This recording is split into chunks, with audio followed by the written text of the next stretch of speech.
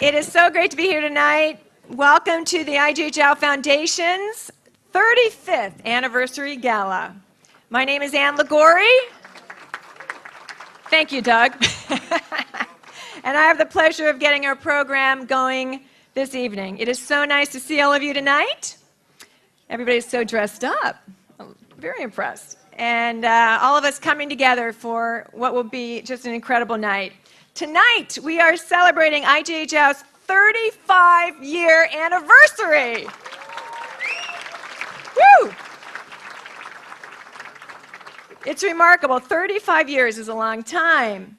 Let's go back to late 1970s. What was happening in the world then? Well, to give us some perspective on just how long IGHL has been going strong and all the organization has accomplished since then, let's stick to sports, since I'm a sports broadcaster. In the late 70s, all you sports fans remember, the Pittsburgh Steelers beat the Dallas Cowboys 35-31 in Miami in the Super Bowl. And Terry Bradshaw was the MVP back then. The Pittsburgh Pirates came back from a 3-game deficit to beat Baltimore. Do we have a Pirate fan in here? And they won the World Series in 7 games. Willie Stargell was the MVP of that series. Willie Mays was elected to the Baseball Hall of Fame. The baseball commissioner, Bowie Kuhn, ordered baseball to give equal access to female reporters. That was a huge break for women. Chris Everett's 125-match win streak on clay came to an end. Heavyweight Muhammad Ali retired for the 3rd time. And at the U.S. Open tennis finals, 16-year-old Tracy Austin defeated 14-year-old Andy Jaeger, and John McEnroe defeated Vitas Gerulaitis in the men's final to win his very first Grand Slam title. And in hockey, the NHL's greatest scorer, Wayne Gretzky, scored his very first NHL goal. That was a long time ago. And most important to all of us here, 35 years ago, Walter Stockton created what we all know as IGHL.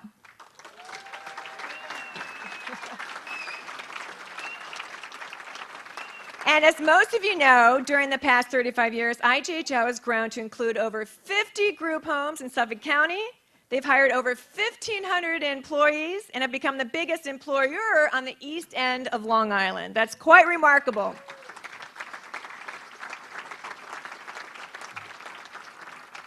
Now, IGHL's expansion through the years includes the new interdisciplinary school, a creative learning center for children, their families, and their communities. Angela's House, there are 3 of them now, assisting families in caring for medically frail children. The Flower Barn, a nursery and garden center supplying plants and flowers to the community. Many of you also know that IGHL also manages the TWA Flight 800 International Memorial and Gardens, the IGHL Artist Exhibition Center in Hampton Bays. In fact, the beautiful artwork that you see throughout this area was really was created by the IGHL consumers. So take a close look at some of the paintings. They're just gorgeous.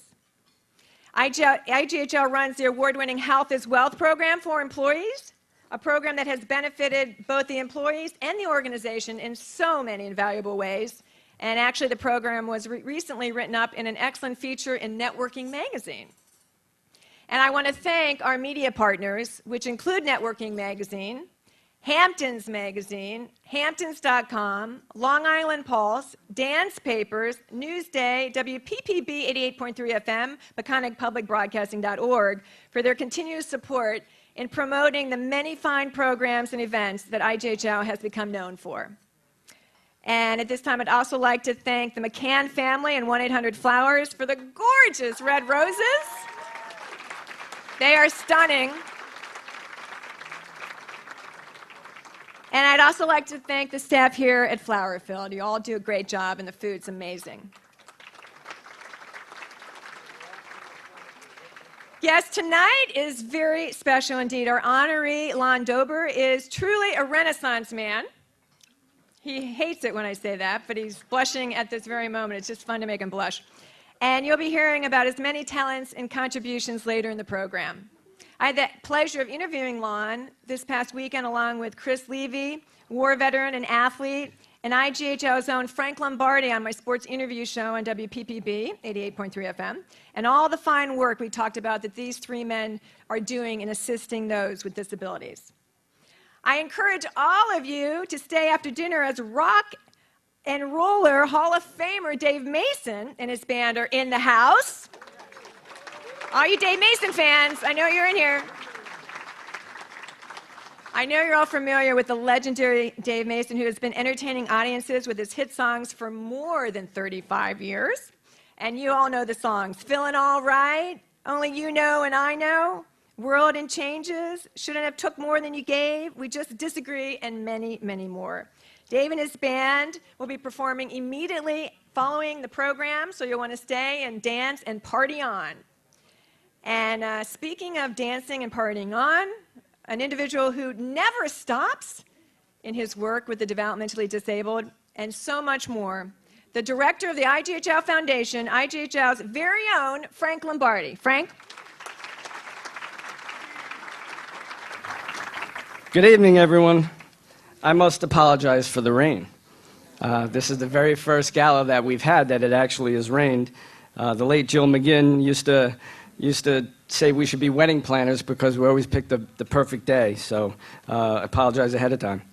A couple of people I need to thank. This event wouldn't happen if it weren't for my staff, both Joanne Muley and Joanne Schweck and Barbara Montaldo. Girls, thank you so much.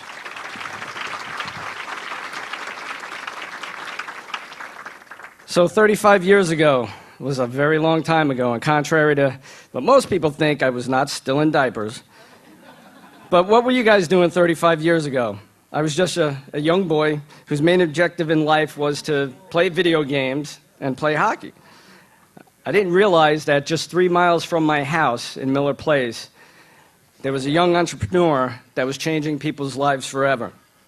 This man had the passion and the vision to take 8 men and women directly from the Willowbrook School and give them a loving and caring home right in Mount Sinai. On a wing and a prayer, he borrowed money from his parents and started the IGHL family. During the next 35 years, he led IGHL's unprecedented growth into a nationally recognized provider of services for children and adults with intellectual disabilities. Today, this man provides leadership and guidance to more than 1,500 IGHL employees who help provide these services to thousands of men, women, and children who need them every single day. He often says that he got the best job in the agency because he was the first guy in the door. But we all know that IGHL would not have excelled for the past 35 years if it weren't for our founder and CEO, Walter Stockton. Okay. Thanks very much, folks. And it's great to hear those wonderful accolades from Frank, but we all know that IGHL is a team effort, that we couldn't have done what we've done without so many fine people, very many of who are here tonight. Our wonderful staff, and we have a lot of staff that are with us tonight. Maybe the staff of IGHL, could everybody stand up who are staff?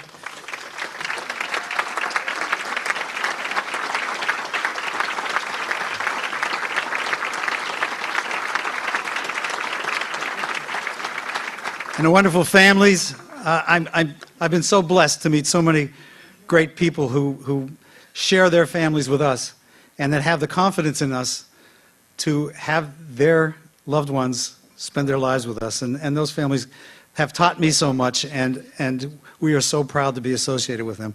All the families from IGHL, thank you very much.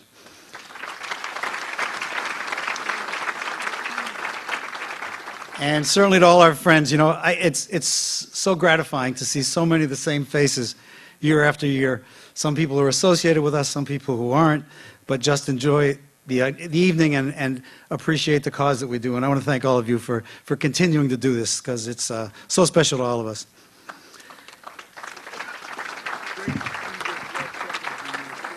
Ann was talking about the late 70s. And we actually started in 1978. And I know there's somebody's going to sit here and say, 35 years, 1978, that's 36 years. So we don't plan on being great in math. But it was actually 78 when we started. And next month will actually be our 36th anniversary of the house we opened in Mount Sinai. But just going along with some more of the line that Ann did, in 1978, a car cost $6,300. A house cost $62,000. Gas was 65 cents. A stamp was 15 cents. And the average income was $17,000. Some things that happened there. The Camp David peace treaty was signed between Israel and Egypt. Gold reached an all-time high of $200 an ounce. Son of Sam, David Berkowitz, was sentenced to 25 years to life. Cult leader Jim Jones instructed over 900 of his People's Temple followers to commit suicide. Annie Hall won the Academy Award. Happy Days and Rockford Files were the top TV shows. And Jimmy Carter was president. Pope Paul IV died and was succeeded by John Paul I, who died only 33 days into his papacy. He was succeeded by John Paul II, the first Polish pope. Muhammad Ali lost the heavyweight title to Michael Spinks, only to win it back from him later in the year. And balloon angioplasty is developed to treat coronary heart disease. And 35 years ago, I met 8 very, very special people from Willowbrook who moved into our first house in Mount Sinai. And I'm proud to have 2 of them here tonight. And I don't know if they're in this room or the other one, but Donna Ray and Joe Del Monte have been with us since the very first day. I want to thank them very much.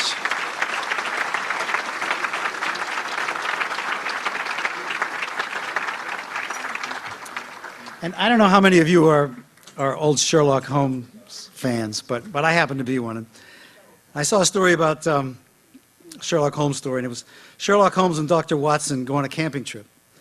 They set up their tent and fall asleep. Some hours later, Holmes wakes his faithful friend.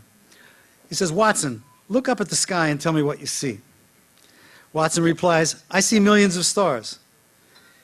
Holmes says, "What does that tell you?" Watson says, "Astronomically speaking, it tells me that there are millions of galaxies and potentially billions of planets." He says, astronomically, it tells me that Saturn is in Leo. Time-wise, it appears to be approximately 3:15. Theologically, is it evident that the Lord is all-powerful and we are all small and insignificant? Meteorologically, it seems we will have a beautiful day tomorrow. What does it tell you, Holmes? Well, Holmes waits for a minute, and he looks up at him and he says, "Watson, you idiot, someone has stolen our tent."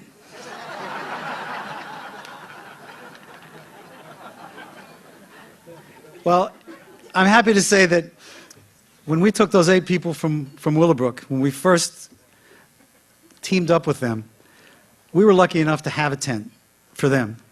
A few years after that, I was walking in a shopping center in Center Moriches, and I met a guy named John Pizzatoro who came up to me, and he was in a wheelchair. And he said my name, and I'd never met him. I didn't know who he was. He says, "Walter, I need to speak to you." So John told me a story about how his mother recently passed away, and his father was ill, and he knew that I was the guy in Center Moriches that was providing homes or involved with providing homes, and could I help him because his father is really stressed out. And at that time, we were lucky enough to be able to help John, and we had a tent for John.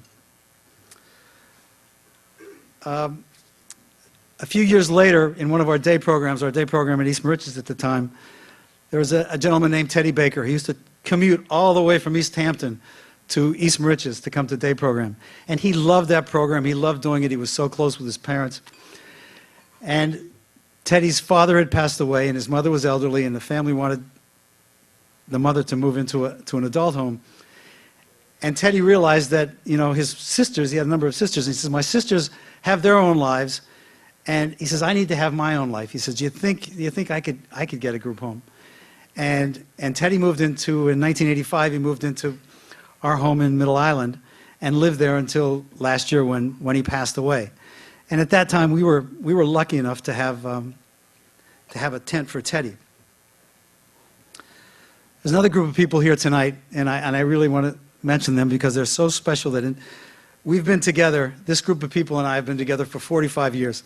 My very first class that I taught at Maryhaven in 1969, these people were in my class. And that's Mary Pat Callahan, Maureen Sullivan, Patty Klein, Preston Jankowski, and Tommy Sorensen. That's a great bunch of people, and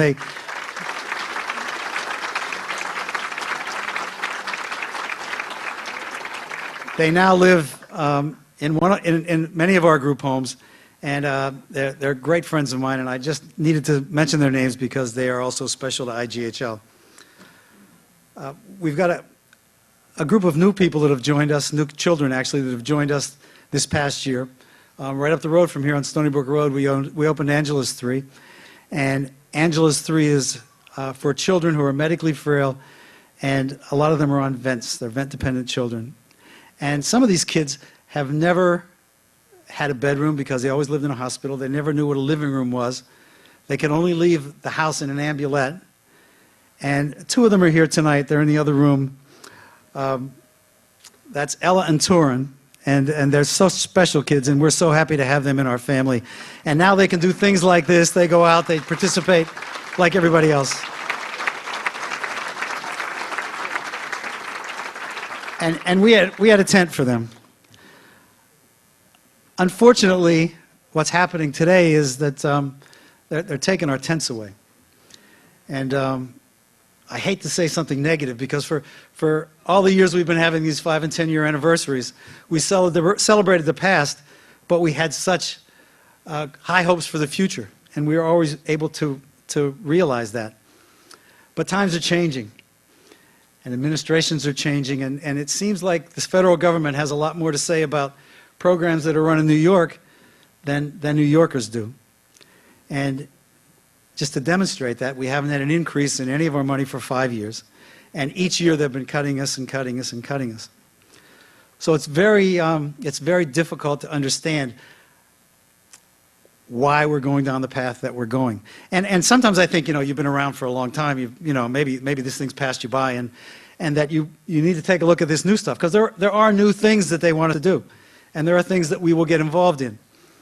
But unfortunately, it's all about money. They're saying that families don't want bricks and mortar. Families don't want homes because there was a quote in the waiver documentation that they negotiated between New York and Washington that said that our homes are isolated settings, that people shouldn't live in isolated settings. They should be in apartments. They should be working and in their own homes and making their own decisions. And that's great. And that's great for about 5% of the people that we have. But if you've got people who can't button their shirts and can't walk to the dinner table, how are you going to put them in an apartment and ask a staff to come and see them, maybe a couple hours a day? But that's what we're faced with, and that's why events like these are so important, because we're going to continue to do what we're doing. We're going to continue to do it right, and we're going to do the new stuff too. I mean, if that's the only game in town, that's what you play.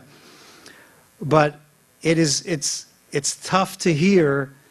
And there's so many people here who appreciate what's been done over the years, not only by us, but the other agencies on Long Island and throughout New York State, to hear that's not really the best way to do something. And yet, I question anybody here who has somebody in one of our group homes to say that that's not the best opportunity for them. Because I speak to them all the time, and I speak to the guys who live in the homes, and I said, would you like to, move to an apartment with maybe one other person? And yet, they love where they live. They love what they're doing. So we've got a battle ahead, but you know what? We've had plenty of battles before, and we'll meet them, and we'll continue to do well. In spite of all the rumors, one thing that we have to move towards is managed care.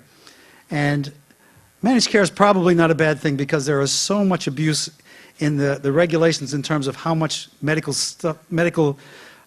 involvement that we have that we can probably save some money through that with managed care. And we've joined with a number of other groups, and we're one of the founding members of the Advanced Care Alliance, and we've teamed up with Emblem Health, and we're excited about that part of managed care. What we're not excited about is the fact that this is the first time in 35 years that we haven't had at least 3 or 4 new programs under development, because there won't be any more money for that kind of stuff. But again, I say we'll make it, and we'll do better in the future. And I look around the room. I don't want this to be a downer. I don't know how to get off of this, but Lon Dobler's in the room. Lon, I've recently got to know Lon very well, and I'm so impressed with some of the things that he's involved with and his groups are involved with.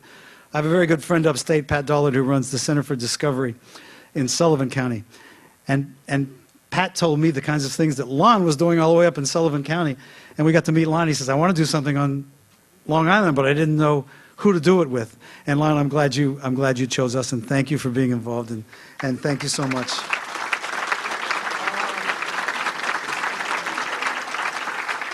I've got some other exciting news. We have 11 new members on our board of directors. Great new leadership for IGHL. And I'm going to introduce the executive committee, and then our new chairman will introduce the rest of the board. Michael Simonson's the head of our governance committee. Michael's a retired corporate attorney, and after practicing law in New York City for more than 30 years, Michael received his BA from Dartmouth College and his law degree from New York University.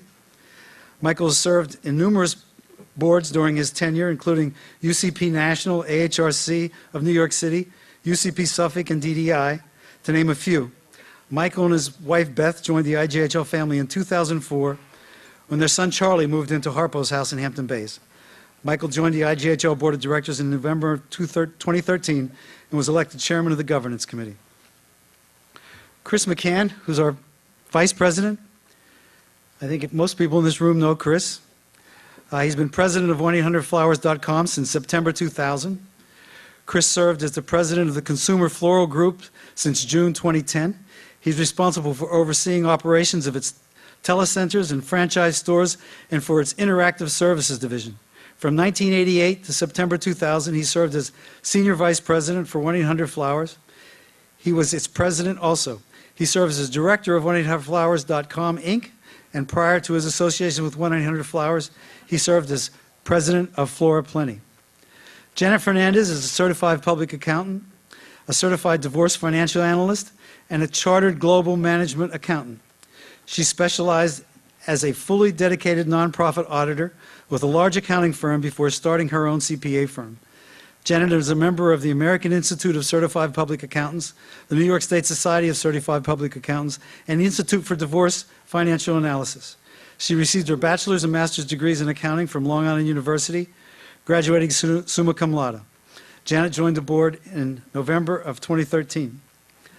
Dr. Joe Morris grew up on Long Island and graduated from the State University at Oneonta with a BS in chemistry in 1980. He then attended New York University College of Dentistry and received his DDS in 1984. He was an associate clinical faculty at NYU and currently has a private practice in Islip, New York. Joe joined the IGHL board in '99, and he has served on the NIS board since 1992. And our new chairman, the Honorable Paul Pontieri, the current mayor of Patchogue. Paul was vice principal of the neighboring South Country School District's Bellport High School for many years. He also served as vice president at Ward Melville High School and Three Village School District. He was elected in March 2004 to a 4-year term, then re-elected in 2008. He is the only mayor of Patchogue in history to have run unopposed, and he was re-elected in 2000. He is also the only mayor to have been elected to an unprecedented 3rd term in March of 2012. Paul has served on the IGHL board since January 1999 and as board chairman since February 2014. He has served on the NIS board since 1990, and he also serves on the board of Suffolk County Community College. And I think we all know what Paul's done to Patchogue. I mean, you can't pick up a paper anymore where people are talking about the great job and the great things that Patchogue. And if you get a chance to go to Patchogue on a Friday and Saturday night, or if you've been there maybe 20 or 30 years ago and you go there now, it's just an incredible experience. And it's my pleasure, my extreme pleasure at this time, to introduce our new board chairman, Mr. Paul Pontieri. You know, my dad said to me a lot of years ago, I was probably 10 or 11 years old, 12 years old, he always said to me, "You're judged by the company you keep." And I look at the people that are here today, and I look at the friends that I've made, and I look at the time that I spend over in IGHL with Walter and the staff. And if I'm judged by that company, I'm a pretty good company. I feel pretty good about who I am within the organization. You know, we all go about our business on a daily basis, and we hope we do good things. And Lon, I don't really know you, but I kind of read about you, and they tell me stories. And you're the kind of person that does things, and you do them, and you don't really realize the effect that they have. But it's like the pebble in a pond. You put it in a pond, and then it ripples out. And as it ripples out, Who does it affect and what does it do? So we honor you tonight for all of the right reasons, and for all the ripples that you put out, for every pebble that you throw in a pond. And we thank you very much for that, because it is about that.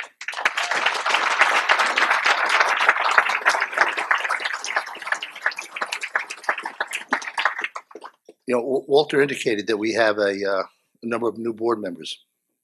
And when you sit where I sit, I made the mistake at the board meeting when they elected the new chairman. I think I was in the men's room and I came out as chairman. And and then and then when I looked around the board of the people that were sitting before me, I don't want to use the word intimidating, because they're not intimidating by actions or how they handle themselves, but what they know and what they can do and what they bring to the table. This board is as talented a group of people that I've ever worked with. And I sit on, as you indicated, I sit on the board for Suffolk Community College, which is a wonderful board, very talented, very smart. And this board is like that. It's very talented, very smart. And with the leadership of Walter and his staff, I think we take ourselves and we will get by the issues that Walter talked of. You know, government gets in the way of progress. And we just got to get around government to make the progress that we need to make. But tonight with us, we have a number of our board members. Brian Boyle. Brian, a certified public accountant with 30 years of experience in business operations support. He is a business operations manager at Synchrotron Light Source at Brookhaven National Lab. He brings a talent to us. He participates in the lab and he does those things. And he gives to us a view that we haven't had before, and very important. Tom Cullen. Tom is the president and CEO of Crown Advertising Agency. And if on some Saturday morning you got your cart in your hand and it says King Cullen with a K, well, think of Tom Cullen with a C. That's the family. And he brings to us not only his background, his business acumen, but the boards that he sat on, the number of non-for-profits, and what he does and what he brings to this board. Tom, we thank you very much.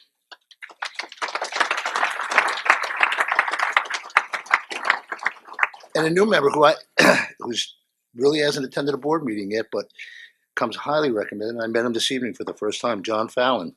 John is president of PA Capital Management. Prior to joining PA Capital, he was managing director of Prudential Financial Inc., where he was for 29 years. You know, we move dollars around in the business that we're in.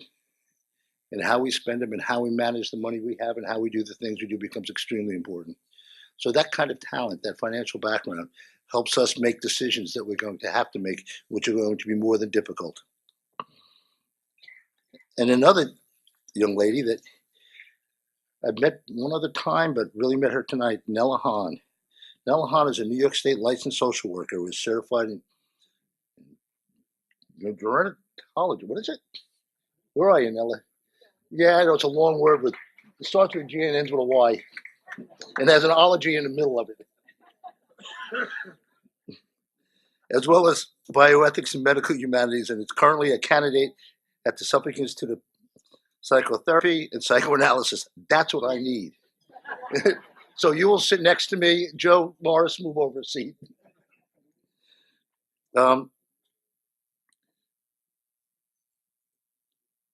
Sarah also had family that was part of the IGHL family, which is an extremely important part because she understands not only the background that she has in the medical field and it's like in all of those kinds of things, but she knows what IGHL does up close and personal because it is about her family, and what that gives back. And Nella, welcome. I think you add to this board some wonderful, wonderful attributes. I appreciate it.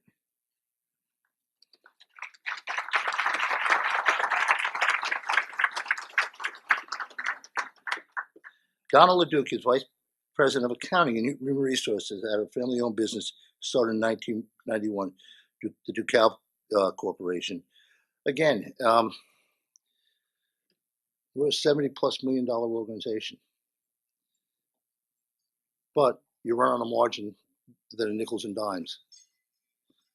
And Donna, we're part of this team that brings us through the financial issues that we're going to be dealing with over the next several years until the government realizes that the population we have isn't a throwaway population, that the population that we serve is a population that must be served, has to be served, and has to be served in a humane manner. As Walter said, you can't put people in a house and say, have a nice day, and leave them there, and then come back at night and make sure they get tucked in. It just doesn't happen. So Donna will help us in many ways, but her background is incredible. Bernadette Zimmerman. Bernadette has been on the board since October 1997. She's a public relations specialist in the Commissioner's Office in the Suffolk County Police Department. Bernadette has a brother that resides in Manorville from 1982 until his passing in 2000. Bernadette and I have been sitting on the board together, and Joe Morris for the last 15-odd years or so. So it really has been an enjoyable to work with her. Her caring, her understanding, and her dedication to the organization goes beyond what one would want. Jay Zuckerman. And Bernadette, we got a few more years together, sweetie. Jay Zuckerman. Jay Zuckerman is a risk management consultant at Peconic Bay Medical Center. Previously, he served as a vice president of corporate affairs and is also the assistant director in corporate compliance and support services. Jay had lunch with him one day. We've had board meetings together, and you listen and you begin to understand that the breadth of experience he has in the fields that we know and we need is incredible.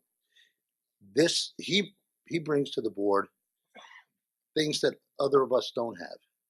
And it is that medical background. It's that ability to work with Walter on these issues when it comes to medical care and how it affects us. Tremendous attribute.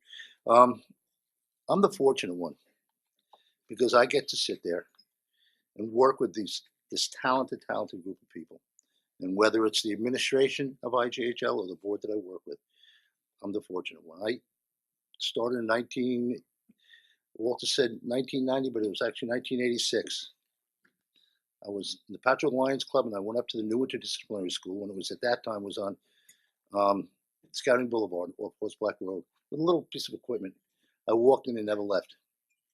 Stayed on that board from 1986 to 99. Sat on it. Was on. Joe Morris and I were on the board when the new building was built. And it was just the most wonderful thing. Some things began to change, as they're changing now in this organization. And we were having some severe financial difficulties. And who showed up at the door? Walter Stockton and IGHL. We became an affiliate. And Joe and I then went on the IGHL board. IGHL not only saves people, it saves organizations. Its reach and its arm is like the pebble in a pond.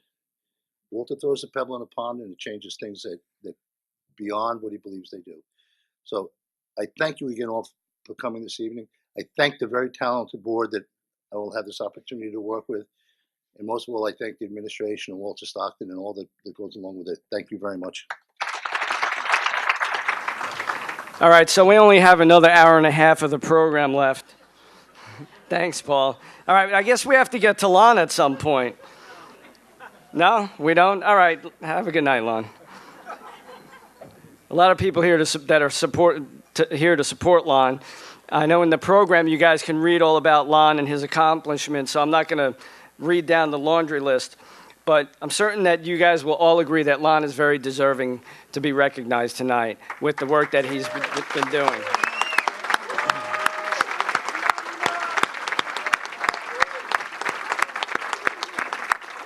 Lon is shaking his head right now, but every once in a while in life you meet somebody that just kind of hits you like a lightning bolt. And you just kind of get it, and it's that aha moment. And when I first met Lon, Walter had asked me to go up to Sullivan County to Pat Dollard's place to check out this thing called the Adventure Team Challenge. And actually, I went up there with Therese Martin, who's our rec coordinator, and It was a completely life-changing event for me to see how Lon's athletes, so-called able-bodied athletes, were interacting with the developmentally disabled children and adults up at the Center for Discovery. That organization that Lon works with is called World Team Sports, and it's a great organization. Their goal is to team athletes up who have some type of physical or intellectual disability with athletes who do not have any disability at all. I do want to show you a quick little video. Mike, I hope you guys are ready in there, just to highlight some of the work that Lon does. It'll only take a couple of minutes. Well, World Team Sports, what they do is they put together individuals that are physically or emotionally challenged with individuals that are not to form a perfect team, and they get involved in dramatic, athletic endeavors, whether it's climbing Kilimanjaro, whether it's kayaking from Seattle to Vancouver, and it's a very special environment because you have the group coming together as a team and both learn from that experience. I had this idea that take 5 Americans who have served their country and 5 Canadians who have served their country. Now, the Canadians serve in Afghanistan, and of course the Americans both in Iraq and Afghanistan, and created an adventure. And the adventure we created was, let's kayak from Seattle to Vancouver as a team. And it was quite an experience watching the interaction of the Canadian men and women and the Americans. And but the thing I remember was we had a couple of soldiers that were paralyzed, and we had to practice falling off the kayaks and getting back on. And watching those who were not physically challenged attempting to do this was pretty funny, because those that were paralyzed actually have a lot of upper body strength, and for them it was easy to get back up on that kayak. I can remember rolling over and over trying to get on top of that kayak after I fell off and watching everybody laugh. So you learn that a person may have a physical challenge, but there's stuff that they can do. I was actually speaking at my conference, and I was talking about the importance of social responsibility. And there was an individual in the audience that was invited by the former head of the BD that I worked with, and that individual was Jim Benson. After I was done speaking about social responsibility, he approached me and asked if I would like to climb the tallest freestanding mountain in the world. And I said to him, well, why would I want to climb Kilimanjaro? And he says, well, I'll tell you why. And he told me the story of 20 years earlier of a group that he had taken to Kilimanjaro, and how 7 did not make it to the top, and he promised he would take them back. And he thought that that would be an interesting opportunity for me to go and learn about World Team Sports and be able to contribute and be part of the team. I remember riding in the desert. It must have been 120 degrees going through Utah, and I'm thinking, no wonder why the dinosaurs went extinct. I mean, it is hot. But and you know what's funny? You're riding, and right behind you is the SAG vehicle, and like you're thinking, like, I could just get in that vehicle any minute. But the guy you're riding with, he's not getting in the vehicle. Well, how can I get in the vehicle if he's not getting in the vehicle? I'm thinking, why does he want to get in that vehicle? But he doesn't. He wants to keep going. And so you keep going. And that's what the team is all about. When the employees understand that we think it's important to support individuals that have physical or emotional disabilities or challenges, they feel that that's the kind of company they want to be involved with. And we do think it's important, and we put a good amount of our capital and resources into supporting organizations that support individuals with physical challenges. Could you imagine the opportunity to ride with someone who served their country, been in harm's way? That's a great opportunity. These are very special people, and you will have the opportunity to ride with them 2 days, perhaps hear their stories, but more importantly, see the courage that they exhibited in the face of danger, and understand it a little bit differently from the perspective of being close up.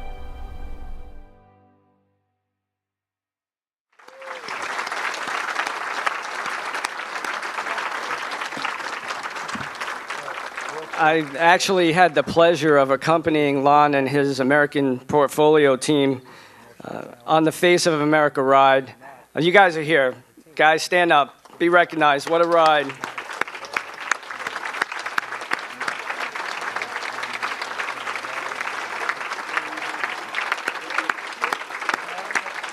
What an awesome group of people. We cycled from the Pentagon in Washington, D.C. to the Gettysburg National Battlefield, which was pretty amazing in itself. During the grueling 110-mile ride, I finally realized what World Team Sports is about. I also realized that I was the challenged athlete on the ride.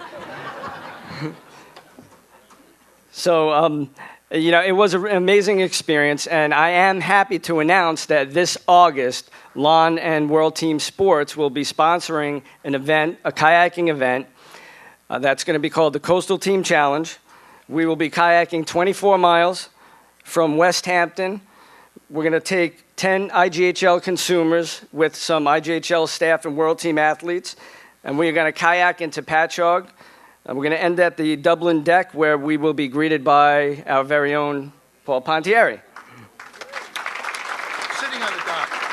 So Paul's going to have drink in hand, I'm sure, waiting for us. I'll have the fluids ready for everybody when I get there.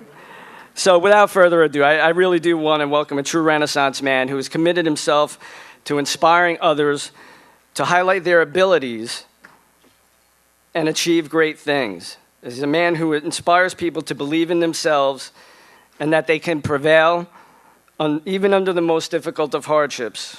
Ladies and gentlemen, I would like to introduce Mr. Lon Dalber.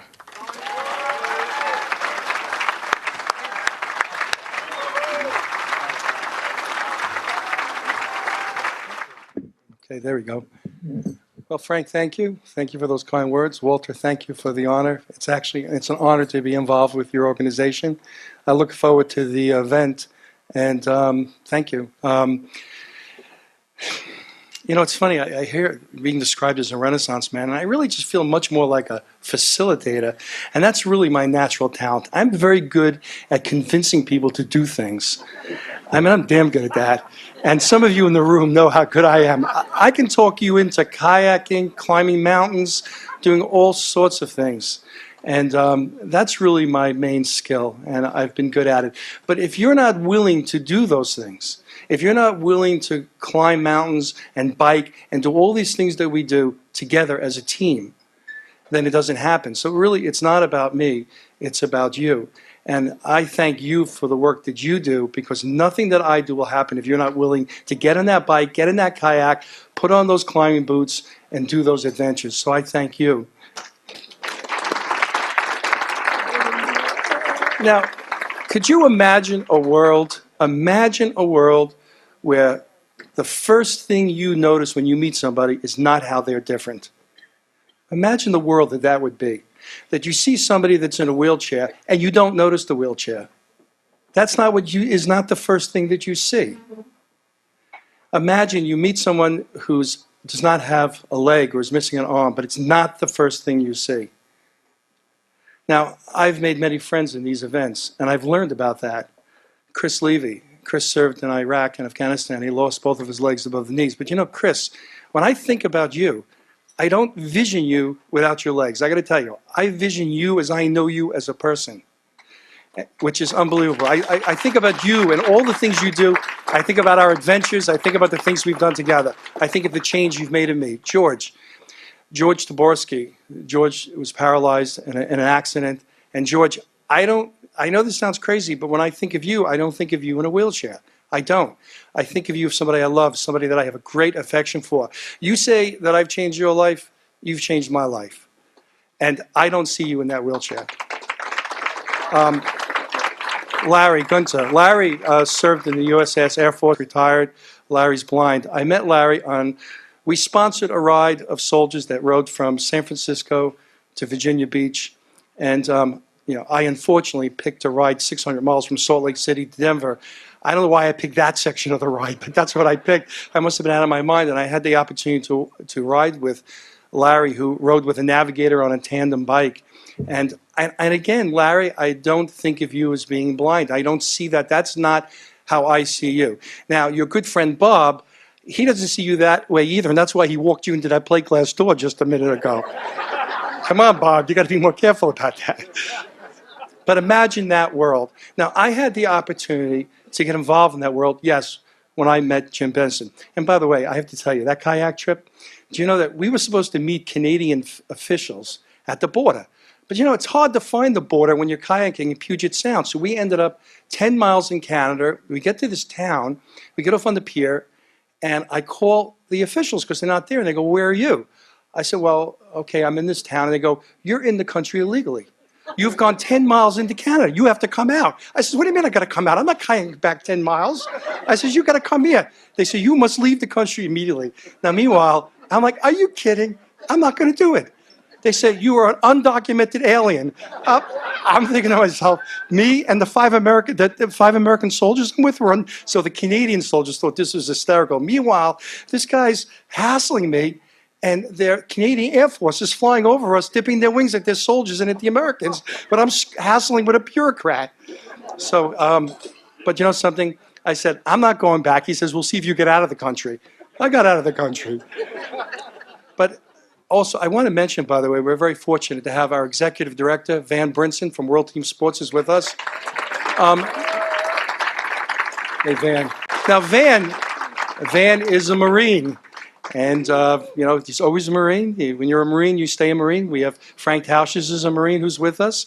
And Van has actually flew Marine One. He flew the President Bush of the United States around. So Van is a pilot and a Marine. And Van's the executive director. And he makes all the things we do in World Team Sports happen. Thank you, Van. So how did I get involved? Well, you heard how I get involved. I was speaking about social responsibility at my conference. I was making the argument that my 500 advisors that work for American Portfolios should do good works in the communities they live in. It's not just about money. It's about affecting changes in people's lives. Now, in the audience, Jim Benson, former CEO of John Hancock and AXA, he was at my conference, and he's the founder of World Team Sports. And he approaches me afterwards and says, "How would you like to climb the tallest freestanding mountain in the world?" Now, I knew he was talking about Kilimanjaro because I had done a lot of climbing. And I said to him, "Why would I want to do that?" And so he proceeds to tell me this story. About 30 years ago, he took 20 teenagers on a climb of Kilimanjaro, all physically and emotionally challenged. And they made a movie. It was called Let Me Be Brave, and it won an Emmy. But 7 did not make it to the top because of a storm. And in that picture, you'll see the 7 were crying, and they were all upset. And he told them, "I will take you back. I just don't know when." Here it is 30 years later, and he's telling me he's going to take them back, and he needs someone else to be part of that team. My first attitude, because I've never done anything like this, was, what am I going to get from this? I know what coaching is about. You know, drink your water, put your boots on, get your jacket on, eat your food. It's a lot of work. I've been coached on a lot of climbs. What am I going to get? Jim says, "No, you don't get it. You're going to get 10 times more than you will give." I didn't believe it. He says, "You got to tell me by tomorrow whether you want to go." So I thought about it. 10 times more? Really? 10 times more. What am I going to see? What am I going to get? So I decided to go. Now, Ernest Hemingway said, "In Africa, what is true in the morning is a lie by noon." What was true for me is I went to Africa as a teacher, as a coach, but I had come back as a student. So I'm going to tell you about an experience, and this is something that has affected me. So this is a long climb. This is 3 weeks on that mountain, and it's 20,000 feet, so this is no easy climb. And we're going with 7 individuals, one that has autism, some that have cerebral palsy. They've trained all year for this. And we're on the night of the summit. Now, you go for the summit at 11 o'clock at night, you leave, because the mountain is frozen. There's no chance for avalanche or rock fall. The porters wake you up. They're banging on pots. Everybody get up, and we get ready, and we start climbing up through this long ridge in the middle of the night. All the stars are out, and we get close to the top. We get summit over the rim. That's not the top, because Kilimanjaro is a volcano. Everybody starts celebrating. I know that we're not at the top, and I'm going, we have to keep going. 2 hours around the rim to the very top. The sun is coming up in the Rift Valley, Rift Valley is 10 times the size of the Grand Canyon. It's unbelievable. And I see we are close to the top because there's a sign up there that says, "Welcome to the top of the African continent." I read it in a book, so I knew it was there. Now, it so happened that the 7 athletes just happened to be right behind me. It just worked out that way on this route. I decided I didn't want to go to the top. I decided that I was going to step off the route And it just worked out. There was a fellow right behind me, Gary, that was autistic. Now, Gary, he never really said anything to me during the 3 weeks we were there. I remember him sitting with headphones on, sitting in camp, head down, but never talked to me. And so I looked at Gary and I went, Gary, you take everybody to the top. He didn't look at me. He just kept walking, kept climbing. And they went to the top. Now, when it was time to go home, you know, we had to fly from Arusha to Amsterdam, from Amsterdam back home. They were going to LA, 7. I was going to New York. My flight was later. I decided to walk them to the gate. And I went to the gate. They were getting ready to go through. And Gary has his headphones on. He stops and he comes back and he walks over to me. Doesn't look at me. He's got his head down and he goes, I'll always remember I took everybody to the top.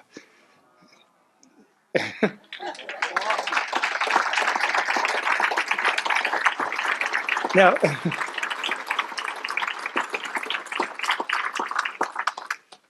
that is what World Team, you know, is all about. Because, and why I do it is these events are multi-day events. I want to bring individuals that are so-called not challenged, because they will find out just how they are challenged. And I want to put them in an event with individuals that are different. I want them to spend the time to look close enough, because if they do that, they will not see the difference. They will see the humanity of that individual staring them right back, and they will find their own humanity in that. That's why I do it. Now, on the plane going back to New York, I was thinking about one of the nights on Kilimanjaro. I was at 16,000 feet. It was 2 in the morning and I couldn't sleep. It's not easy to sleep at 16,000 feet, I can tell you that. And I decided to get out of the tent. And you got to be very careful getting out of the tent at 16,000 feet. But I got out and it was dark and all the stars were out. And I was sitting on a little ledge. I was looking up at the sky and I just felt all alone. And I started thinking to myself, you know, is this, you know, they say that Africa is the cradle of civilization. I was wondering if my ancestors before me felt all alone too. But isn't it funny how alone we feel?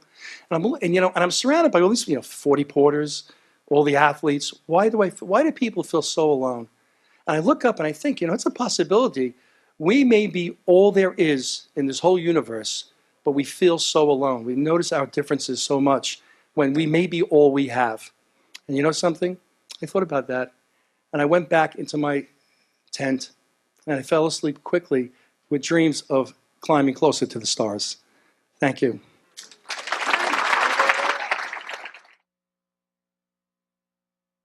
And I'd like to recognize my families here with me tonight, Matthew, Sarah, Rebecca, and my extended family from World Team Sports. Thank you.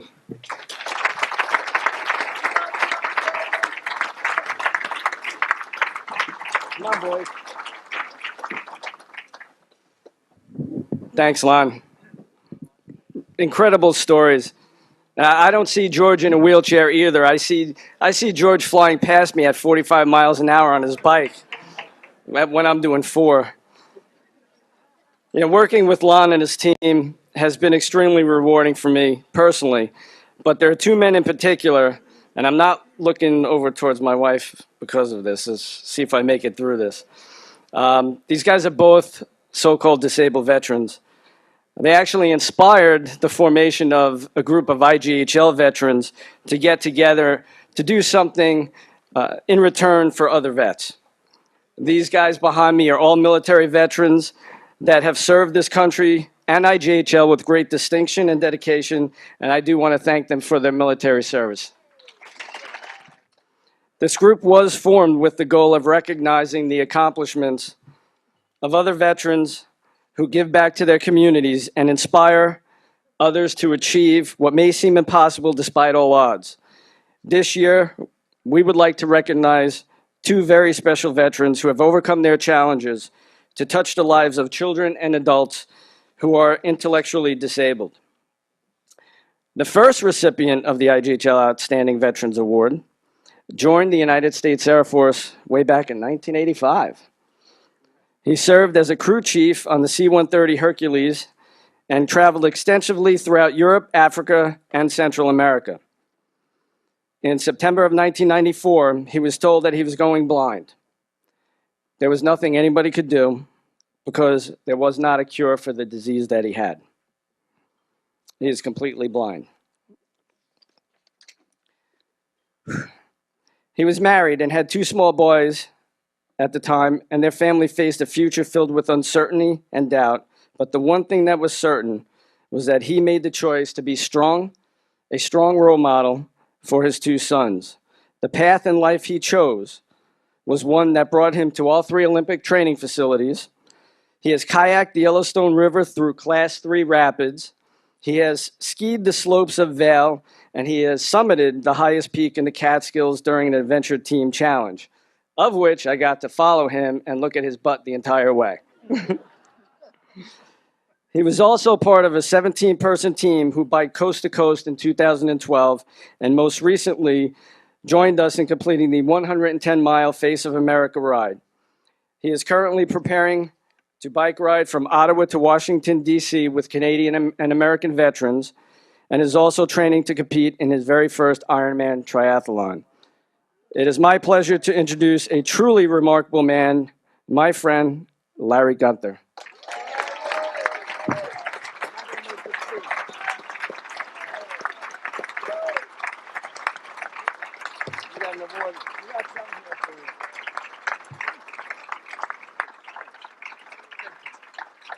I promised these guys I wouldn't force them to speak.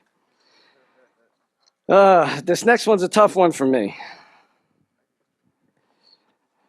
On March 17, 2008, while we were all enjoying our annual St. Patrick's Day celebrations, a young fellow Army Ranger who was serving with my old unit, the 10th Mountain Division, was traveling through the streets of Baghdad when a rooftop bomber launched a shape-charged explosive device that shattered the Humvee he was riding in. He lost both legs above the knee and part of his right hand and spent over a year at Walter Reed Army Medical Center healing from his wounds and undergoing 35 surgeries to repair the physical damage to his body. Through all the pain and suffering, his spirit never wavered, and his enjoyment of life is stronger now than it ever was. He has inspired countless people with and without disabilities by participating in events like the Adventure Team Challenge and the Face of America bike ride. Currently, he is training with Larry to ride with the other veterans from Ottawa to Washington and will be accompanying IGHL during our very first Coastal Team Challenge. Ladies and gentlemen, I present to you a true American hero, Chris Levy.